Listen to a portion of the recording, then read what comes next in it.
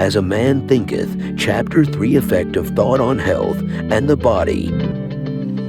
The body is the servant of the mind. It obeys the operations of the mind, whether they be deliberately chosen or automatically expressed. At the bidding of unlawful thoughts, the body sinks rapidly into disease and decay. At the command of glad and beautiful thoughts, it becomes clothed with youthfulness and beauty.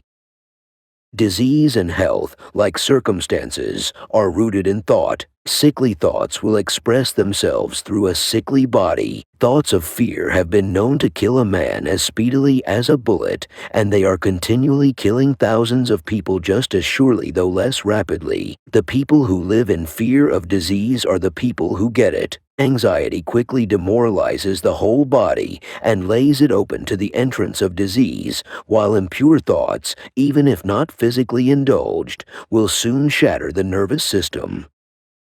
Strong, pure, and happy thoughts build up the body in vigor and grace. The body is a delicate and plastic instrument, which responds readily to the thoughts by which it is impressed, and habits of thought will produce their own effects, good or bad, upon it.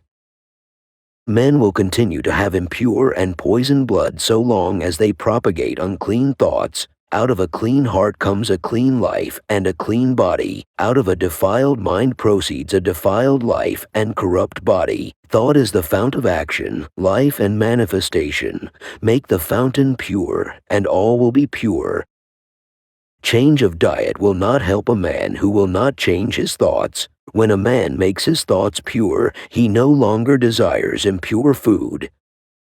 If you would perfect your body, guard your mind. If you would renew your body, beautify your mind. Thoughts of malice, envy, disappointment, despondency rob the body of its health and grace. A sour face does not come by chance. It is made by sour thoughts. Wrinkles that mar are drawn by folly, passion, pride. I know a woman of 96 who has the bright, innocent face of a girl. I know a man well under middle age whose face is drawn into inharmonious contours. The one is the result of a sweet and sunny disposition. The other is the outcome of passion and discontent. As you cannot have a sweet and wholesome abode unless you admit the air and sunshine freely into your rooms, so a strong body and a bright, happy, or serene countenance can only result from the free admittance into the mind of thoughts of joy and goodwill and serenity. On the faces of the aged there are wrinkles made by sympathy, others by strong and pure thoughts, and others are carved by passion. Who cannot distinguish them? With those who have lived righteously, age is calm, peaceful, and softly mellowed, like the setting sun. I have recently seen a philosopher on his deathbed. He was not old except in years. He died as sweetly and peacefully as he had lived.